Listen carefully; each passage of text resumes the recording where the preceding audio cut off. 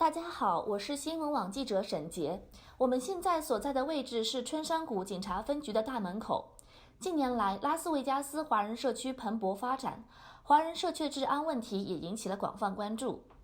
春山谷警察分局新局长对此高度重视，并制定了一系列应对措施。9月19日，本周四，分局长 Steve Connell 将在唐人街亲自带队进行巡逻活动，宣示改善亚裔社区治安的决心，并且安装在唐人街360度24小时工作的摄像头工程已初步完工。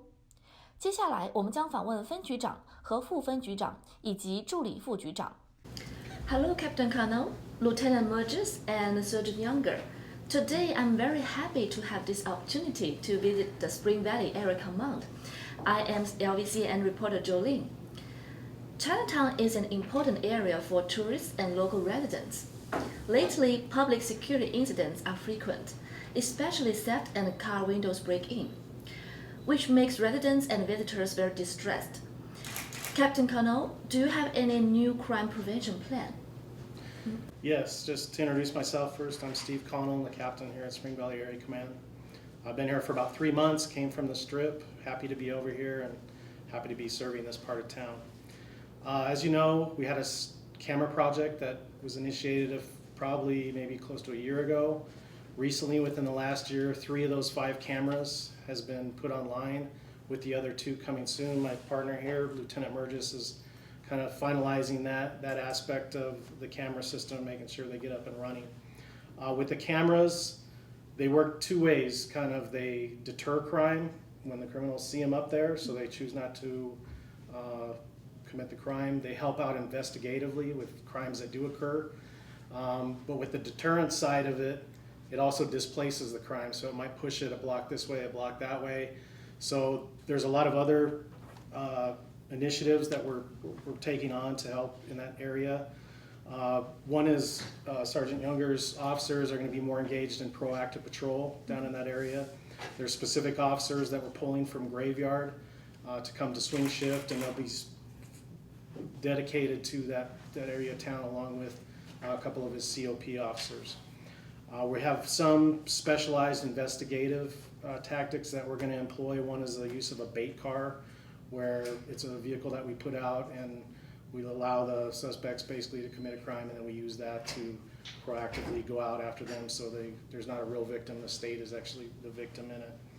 And then lastly, we use intelligence through our department's intelligence officers to find out who's doing these crimes ahead of time, part of a crew or whatever, and then we'll proactively go after them before they ever even get a chance to go over to that part of town. So those are a little bit of all the things that we're doing in Chinatown to protect that area of town. So many people are reluctant to report crimes mainly because they think to make a report is not effective. No one will follow up their cases, or they will never be able to contact a metro detective. What do you think about this phenomenon, and how can you improve this situation? We've seen that in the past, and actually I would say within the last 6 months it's tending to go away. People are a lot more willing to report crimes over in Chinatown, so we're gaining traction that way. When people do report a crime, they get basically a sheet of paper handed to them that has an event number on it. That's their case number where they can call in and find out the status of the case. Here at Spring Valley, for the time being, at least every crime that's reported, we'll get somebody to call them back and just touch bases with them on the case. So a detective will see that case no matter how, if they think it's insignificant to report it, a detective will look at that.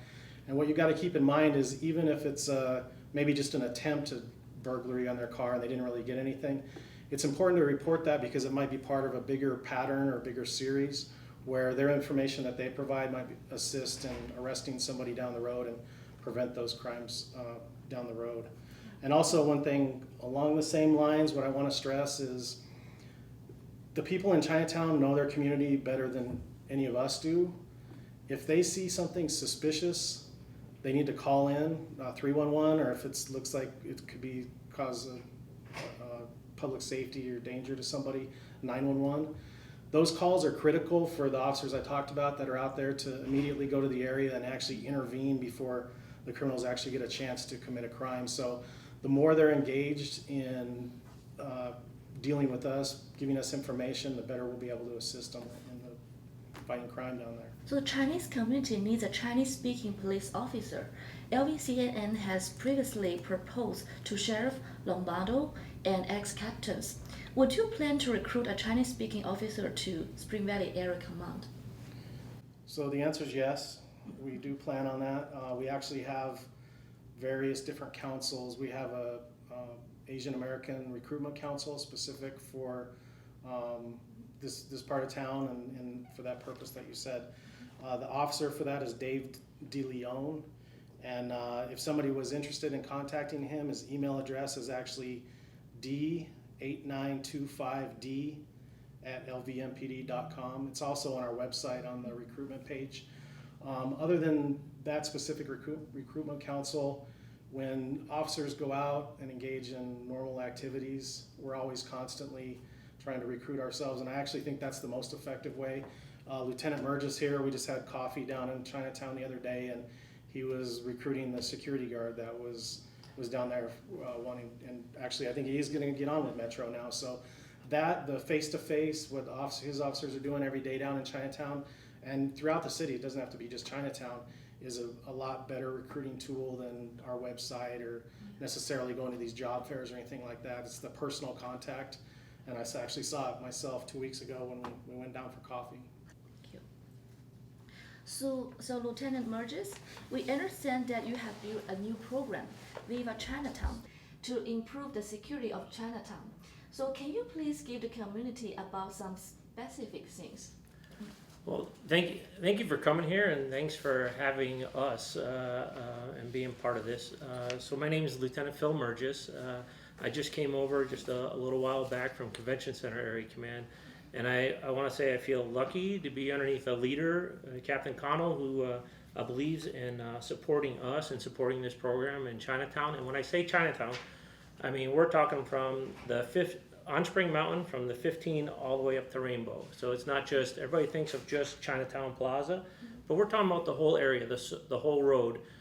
You recognize that there were some issues that we were concerned about, and we wanted to work with the community better.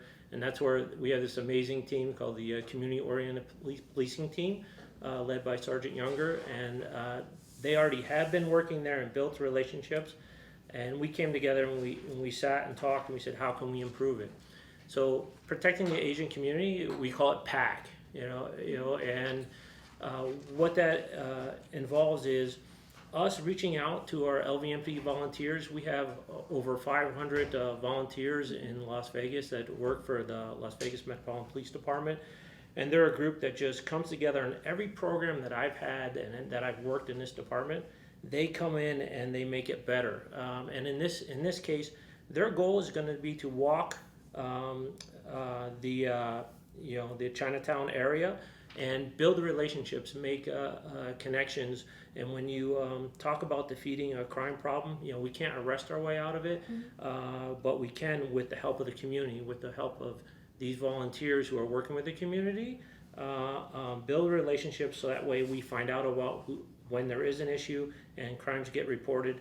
And many of them are speak languages that I know I can't speak, but they speak many different dialects that you'll find in the Chinatown area, and they'll be able to help us with our crimes.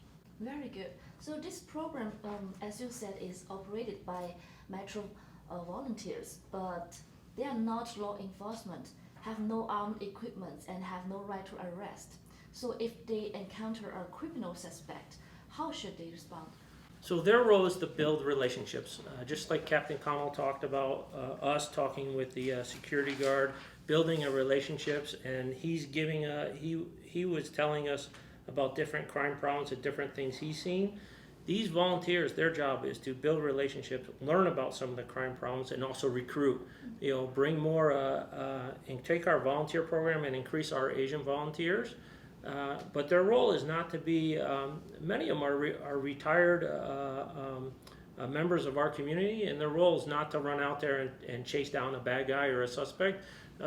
We don't want that. We just want them to be able to be the best eyes and ears that are out there in the community, and they're probably the best people because they've been trained in how to contact our law enforcement officers that are out there, and we've been lucky because Captain Connell has scheduled not only 2 members of the COP team, but he brought in 2 other officers to work that area for the next 30 days and just work with them, guide them, and help them as we build out this program. So, Sergeant Younger, you are the police squad leader in charge of community policing. What is the difference between community policing officer and the patrol of police? I'm glad you asked that. Well, first off, let me introduce myself. My name is Sergeant Joshua Younger. I have been at this station for a little over 3 years now, or shortly after it opened up. So to let you know, I have taken over the COP, or Community Oriented Policing Squad, about this time last year. So I've had the squad for a little over a year. And prior to that, I was an FTO sergeant, so I ran a training squad that trains new officers. What is the difference? The difference is a patrol squad is entrusted, or they're tasked with handling a variety of different situations that are law enforcement functions. So calls for service, if you're familiar with that. If a citizen calls in and says, hey,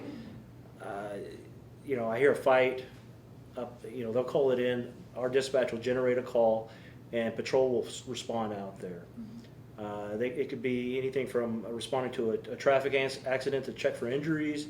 They respond to bank robberies, bank robbery alarms, anything and everything out there. As far as a COP, or community-oriented policing officer, the difference is they're tasked with, or they specialize in getting into the community, building relationships with those community stakeholders. For example, business owners along Chinatown, citizens, schools. So they build these relationships so that way we can address certain problems or issues that come up within the community that sometimes our patrol squads that are handling other things like calls for service or any type of proactive enforcement really can't get to at that point. So after a victim reports to 311 or 911, who are the first responders? The first responders would be our patrol officers. That's like I explained before. They dispatch will generate a phone call or a call for service from a phone call from a citizen, and the patrol officers, they're listening to the radios, and depending on where they're at, what they're on, they'll respond. So in the event of a traffic accident or burglary, who decide to send or not to send police officer to the scene? Okay, so to explain that, the way our department is set up, we follow standard operating procedures. So our dispatch has been trained, and they've been given guidelines on how to prioritize calls. So as far as traffic accidents, we have patrol officers or traffic officers that specialize in traffic accident investigation. So those are typically the officers that will respond to that. However, the regular patrol officer will respond if feasible, to ascertain whether or not people involved are injured or not, because ultimately our goal is to save lives. As far as burglaries, not to discount it, it's a very serious crime, but we categorize that as a property crime. And what happens is, the way that the department's set up is, if a call comes out that is a person crime or a violent crime, those get prioritized a little bit higher than a property crime. So that is why maybe a burglary or an auto burglary occurs at noon, but and it's been waiting for like 30 minutes. They'll assign an officer to it. However, if a call comes out where it's a domestic violence at a resident, they're going to go to that because there's more potential for someone to be harmed, a person to be harmed. Mm-hmm. So Chinese people, Chinese group, usually they will not take initiative to report crimes. So do you guys have any suggestion to have better communication with Chinese? We understand that Chinatown, we get a lot of tourism there, and sometimes the situation calls for the tourists that had just been victimized in a crime. They don't have the option to stick around for police officers. They've got prior engagements. They have to leave. They have a seminar or a meeting that they have to attend. But what I encourage is any person that becomes the victim of a crime, whether they do it right then and there, which will help us further the investigation, if they report the crime immediately. But if they're unable to stick around and do that, they still need to report the crime at some point. Because what happens is we use intelligence-based policing, and how that helps us is if a crime occurs in a particular geographic area, we can direct resources towards that area, i.e. Lieutenant Burgess's PAC program. We have noticed, because of the increase in reported crimes, and I'd like to take credit for my COP officers getting out there and making contact and relationships in the community to feel comfortable to call the police. But the moment they notify us, we know that there's a problem. If nobody ever reports a crime, we'll never know that there's a problem, if that makes sense. So, Sergeant Younger, do you have anything to add on? I just want to encourage the public, the citizens within our community, Spring Valley Area Command, to, if they become the victim of a crime, please report it, because we want to help. We're here to help, and just be patient, because we will be there to help. Thank you. So, Captain Colonel and Lieutenant Burgess and Sergeant Younger, it's a pleasure to have this interview with you guys. Thank you. Thank you. Thank you. Thank you. 想收看更多维加斯华文短片，请浏览新闻网 lvcnn.com。谢谢。